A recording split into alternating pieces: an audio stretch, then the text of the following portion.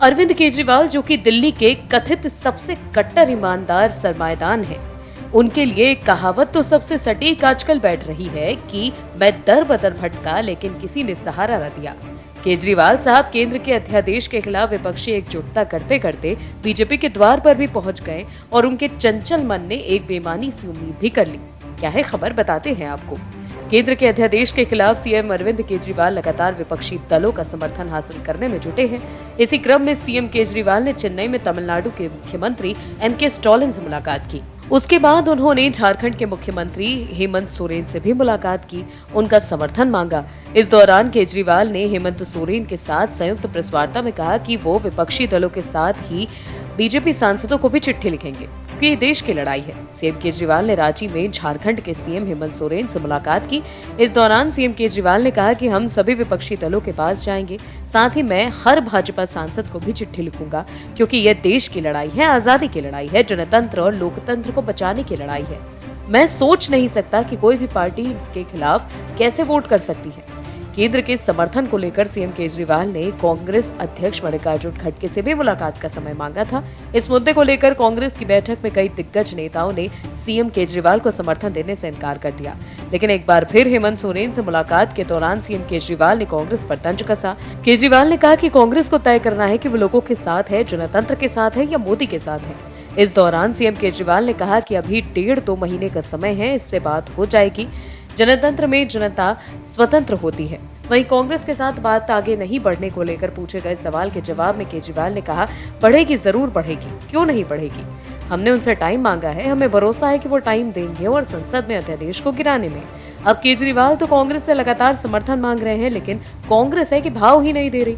उल्टा पार्टी के वरिष्ठ नेता संदीप दीक्षित केजरीवाल के जेल जाने की भविष्यवाणी कर रहे हैं। वहीं अजय माकन से लेकर कांग्रेस के दूसरे बड़े नेताओं ने भी केजरीवाल पर जमकर निशाना साधा। कांग्रेस तो साथ दे ही नहीं रही, लेकिन केजरीवाल बीजेपी के सांसदों से भी उम्मीद लगाए बैठे हैं। दिल्ली में ट्रांसफर पोस्टिंग के मामले पर सुप्रीम कोर्ट के आदेश के बदले केंद्र के अध्यादेश के खिलाफ केजरीवाल की आम आदमी पार्टी कांग्रेस से समर्थन में जुटी है। लेकिन केजरीवाल साहब की किस्मत ऐसी कि केजरीवाल साहब के खिलाफ कांग्रेस नेता खुलकर हमलावर हो गए हैं। कांग्रेस से समर्थन के लिए बेचैन केजरीवाल को कांग्रेस के वरिष्ठ नेताओं ने करारा जवाब दिया। केजरीवाल कांग्रेस की मोदी सरकार के खिलाफ एकजुट होने का सपना दिखाकर समर्थन मांग रहे हैं, लेकिन कांग्रेस के सामने चुनौती ऐसी है कि विपक्षी एकजुटता को देखे तो पार्टी के भीतर बगावत और नहीं करें तो भी कांग्रेस को ही नुकसान होगा। लेकिन केजरीवाल साहब का काम बिना कांग्रेस के चलेगा भी नहीं।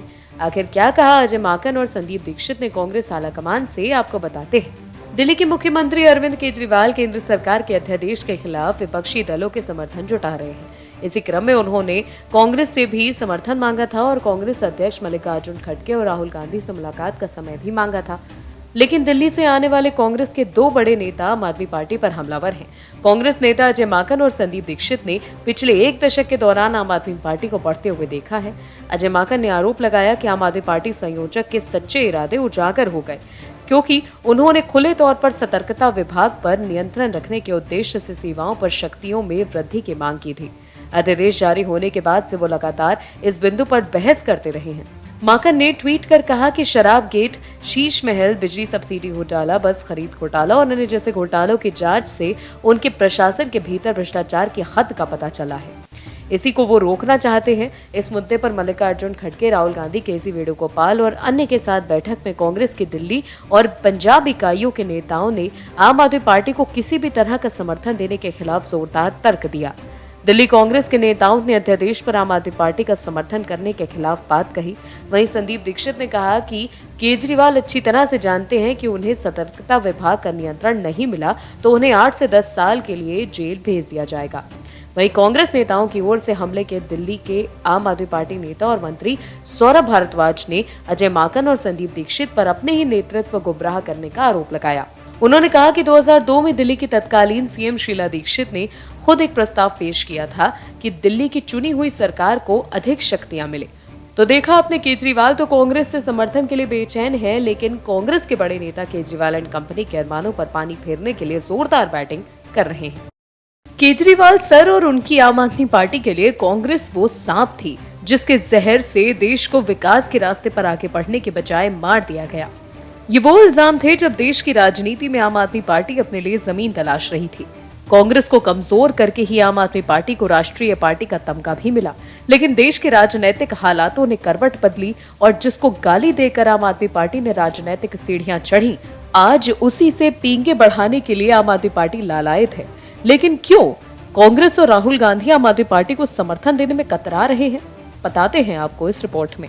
सुप्रीम कोर्ट ने अपने फैसले में दिल्ली के अफसरों की पोस्टिंग और तबादले का अधिकार दिल्ली की केजरीवाल सरकार को दे दिया है, लेकिन केंद्र सरकार ने अध्यादेश लाकर इसे पलट दिया।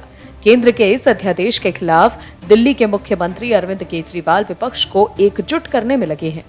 इसको लेकर आम आदमी पार्टी के राष्ट्रीय संयोजक अरविंद केजरीवाल और भगवंत मान लगातार विपक्षी नेताओं से मुलाकातें भी कर रहे हैं।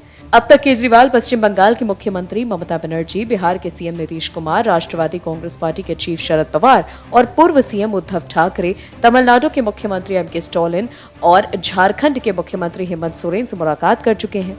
अध्यादेश को लेकर इन सभी नेताओं ने केजरीवाल का समर्थन करते हुए कहा कि हम राज्यसभा में इसके खिलाफ वोट करेंगे। इन सभी नेताओं का समर्थन मिलने के बाद भी केजरीवाल की मुश्किलें कम हुई नहीं। दरअसल राज्यसभा में इस वक्त बीजेपी के बाद किसी भी पार्टी के पास सबसे ज्यादा संख्या है तो वो है कांग्रेस।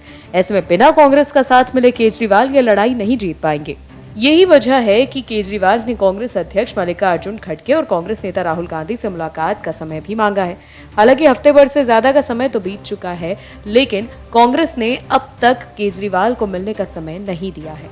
वहीं इस दौरान कांग्रेस अध्यक्ष खड़गे और दिल्ली और पंजाब के नेताओं ने इस मुद्दे पर बैठक भी की। बावजूद इसके कांग्रेस आलाकमान ने अब तक कोई फैसला नहीं लिया।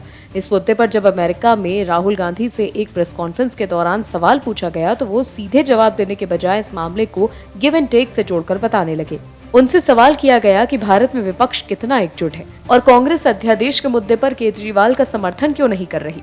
उन्होंने कहा, इंटरनल मामला है, हम उस पर चर्चा कर रहे हैं। विपक्ष एकजुट है, हालांकि ये थोड़ा पेचीदा है क्योंकि हम कई जगह पर विपक्षी दलों से ही लड़ रहे हैं। ऐसे में गिव एंड टेक जरूरी है, लेकिन इस मामले में विपक्षी एकजुटता है और काफी अच्छा काम हो रहा है।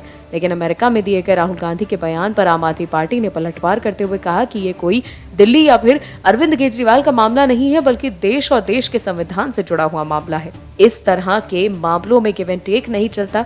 तो देखा आपने कैसे केजरीवाल की पार्टी ने राहुल गांधी के गिव एंड टेक वाले बयान से अपने आप को अलग कर लिया। अब सवाल ये उठता है कि राहुल गांधी आम आदमी पार्टी को समर्थन देने के बदले क्या लेना चाहते हैं जो केजरीवाल देने के लिए तैयार नहीं है। उड़ीसा ट्रेन हादसे के कारण देश स्तब्ध है। पूरा देश और सरकार घायलों के जल्द स्वस्थ होने और जिन लोगों ने इस दुखद घटना में अपने परिजनों को खो दिया, उनके परिवार के प्रति अपनी संवेदना व्यक्त कर रहे हैं। प्रधानमंत्री मोदी से लेकर सरकार का हर महकमा मुसीबत के समय सरकार और पीड़ितों के साथ खड़े दिख रही है। लेकिन दिल्ली में जनाधार रखने वाली राष्ट्रीय पार्टी, जिसके मुखिया दिल्ली के सीएम अरविंद केजरीवाल हैं, उसी आम आदमी पार्टी के सांसद संजय सिंह आम आदमी की पीड़ा के पीछे छुपकर राजनीति कर रहे हैं। देश के प्रधानमंत्री नरेंद्र मोदी जहां एक ओर उड़ीसा पहुंचकर घटना स्थल का निरीक्षण किया और घायलों का हालचाल जाना, पीएम मोदी ने बालासोर के अस्पताल में पीड़ितों से मिलने के बाद मीडिया से कहा कि जिन लोगों ने अपना जीवन खोया है, ये बहुत दर्दनाक और संवेदना से परे मन को विचलित करने वाला है। जिन परिवारों को इंजरी हुई है, सरकार उनके उत्तम स्वास्थ्य के लिए कोई कोर कसर नहीं छोड़ेगी। सरकार के लिए घटना अत्यंत गंभीर है। हर प्रकार की जांच के निर्देश दिए गए हैं। जो भी दोषी पाया जाएगा उसको सख्त से सख्त सजा हो, उसे बख्शा नहीं जाएगा। तो दूसरी तरफ आप सांसद संजय सिंह असंवेदनशील राजनीति कर रहे हैं। आखिर आप क्या राजनीति में इतनी मशगूल हो गई कि लोगों के लाश और आंसू पर भी राजनीति करने से बाज नहीं आ सकती है? आखिर क्या बोले संजय सिंह, बताते हैं आपको इस रिपोर्ट में। दरअसल संजय सिंह ने ट्वीट कर कहा है कि कम क्षमता वाली रेल पटरियों पर तेज गति की ट्रेन चलाकर वाहवाही तो लूटी जा सकती है, लेकिन ये लोगों की जिंदगी के साथ खिलवाड़ है। रेलवे सुरक्षा से खिलवाड़ इस बड़ी दुर्घटना का कारण है। मोदी जी रोज हरी झंडी दिखाने के बजाय रेल सुरक्षा पर भी ध्यान दें। वहीं संजय सिंह के इस ट्वीट पर यूजर ने करारा जवाब दिया है। संजय नाम के एक यूजर ने लिखा कि आपको इसमें भी चीप पॉलिटिक्स नजर आ रही है, टोटली शेमलेस। वहीं एक दूसरे यूजर ने लिखा, शर्म कर लो, मौत पर सियासत मत करो।